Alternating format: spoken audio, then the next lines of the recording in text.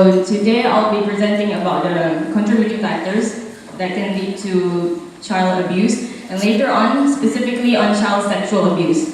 So, the risk factors that can lead to child abuse can be divided into three categories, like so. So let's go look at them one by one. So the first one is parental factor. So, number one, if the parent has a history of abusive childhood. And this is true because statistics have shown that parents are 10 times more likely to become child abusers if they have history of being abused. And this is because they have learned those violent behaviors and they have learned to justify that these behaviors are not wrong to be implemented on their children. And number two, lack of parenting knowledge, especially in the case of teenage parents. Now, teenage parents sometimes they don't know why children behave the way they do. You know, children can sometimes be naughty. You know, they like to run around here and there. And these parents, they don't know how to control their children. So they opt to beat them up instead to control their behavior because they thought it is a normal disciplinary process for these children. And then if the pregnancy was not wanted, because this is a taboo, it is a shame inside our community, so the child is most likely will be abused. And also in the cases of if the parents' rational thinking and judgment are overridden by substance abuse and also mental issue. Okay, so next, environmental factor. Overcrowding inside the house can lead to the parent having difficulty on focusing on one child as an individual. So that can lead to the child feeling neglected, that can lead to emotional abuse. In the setting of family violence, the child can either be a victim of physical abuse or he can be a victim of emotional abuse if he was forced to watch his mother getting beat up by the father, for example. And a non-biological adult inside the house. Non-biological means that the adult has nothing to do with your family. It is not even blood related. For example, the mother has a boyfriend living inside the house. So that can lead to sexual abuse. Then child factor. Child factor, first off, if the child is, what's this? Colicky, sickly or unwanted. Colicky means the child tends to cry 24/7, non-stop. It is so hard to control the child's crying.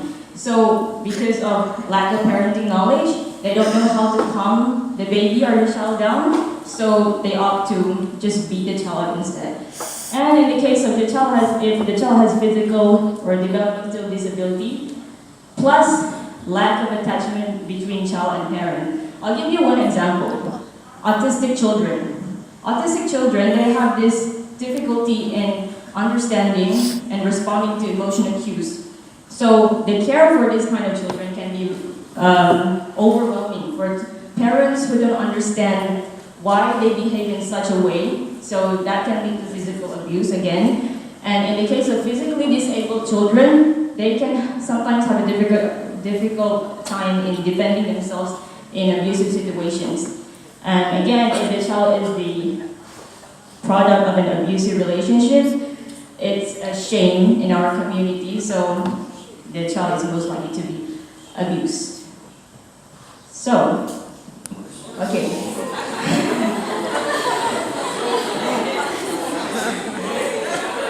Okay, calm down everyone, okay? So for this part of the presentation, before I begin, I want to make a disclaimer.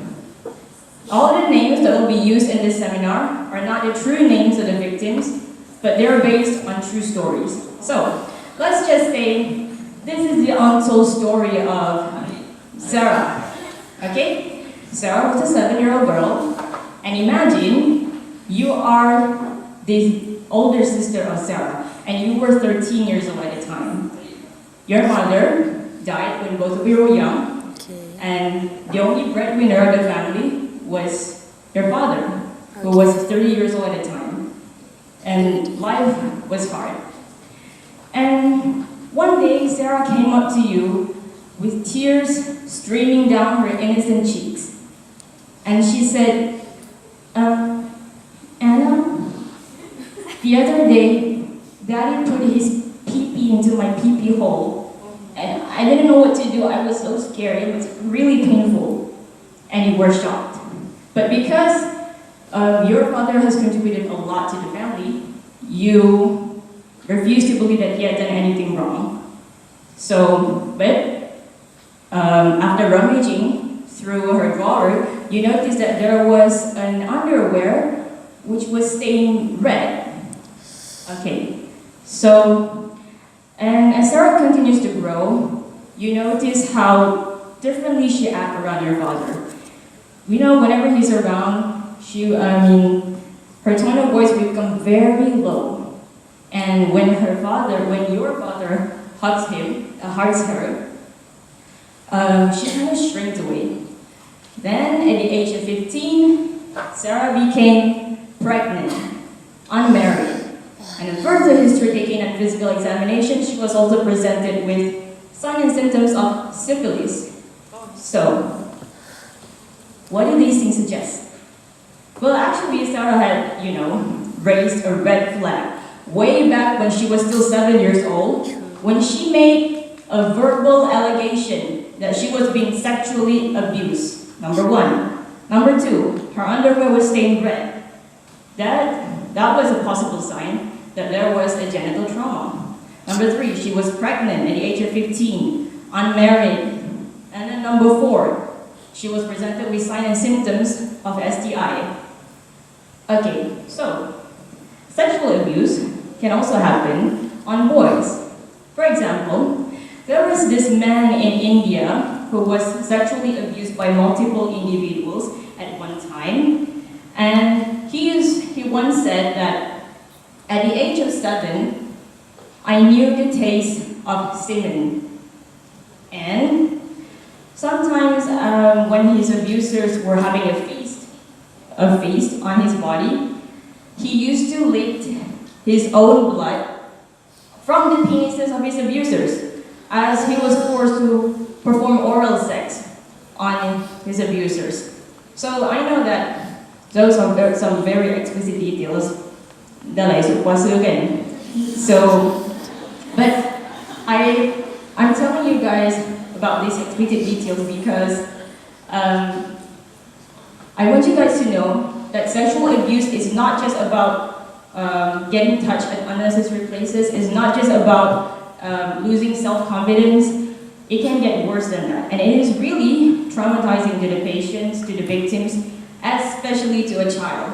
And I believe that we, as future medical doctors, we need to be open to these complaints, to these stories, so that we could help these people.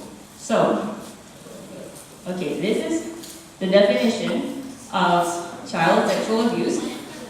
Okay, you can read it on your own, based on this literature review. So, it's basically a use of child in any sexual activity with or without consent of the child. The sexual activity in this context means the fondling of child's genitals, intercourse, rape, sodomy. Sodomy is anal sex. Exhibitionism is basically the act of forcing a child to reveal his or her genitals so that the perpetrator can get sexually excited. And then, commercial exploitation through prostitution or the production of pornographic materials. Okay, so for the signs and symptoms I've already told you just now in my earlier story, those 4 signs are the signs that strongly indicates that a child has been sexually abused. Number 1, if a child has made a verbal allegation that he or she has been sexually abused. Number 2, the child is pregnant. Number 3, there was signs and symptoms of STI. And number 4, there was signs of perianal or genital trauma. Okay, wait. Okay, so other than that, signs and symptoms also include withdrawal from friends or usual activities, changes in behavior such as aggression, anger, hostility, or hyperactivity, and also sudden loss of self-confidence. So I want to talk a bit about why victims of sexually abuse feel ashamed to share their stories, even terrified. Number 1, whenever these things happen, they tend to question themselves.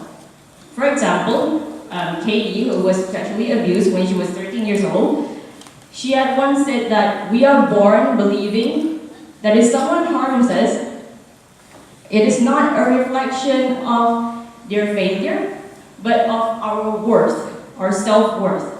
So instead of feeling enraged, we ask ourselves, what should we have done? Was it in the clothing that we are wearing? Was it in the way that we spoke?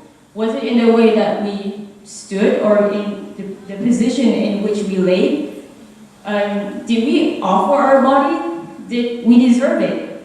And if we speak, will people believe us? Or will they say, nah, you're just exaggerating things? Or, he's a nice guy? Or will they listen to us and stand with us through the pain? And number two, some of the sexually abused victims, they have painfully and slowly expressed that their bodies actually respond during the abuse. Meaning to say, they experience sexual arousal during the abuse events. So they feel very ashamed of that feeling. For example, Shannon felt horrified that she had felt something close to an orgasm, even though she had tried to fight off her attacker, and even though she had been severely cut and bruised. So I want to say that sexual arousal during sexual abuse is not pleasure, it's not giving consent. And child sexual abuse is an absolute corruption of the mind and self-worthiness. So if any of you who know someone, be it a boy or a girl who was sexually abused in their childhood, please tell them to seek for help. And tell them it is not their fault just because their body responds to the abuse. Tell them that your body are theirs, and tell them that they have every right to make decisions about their body.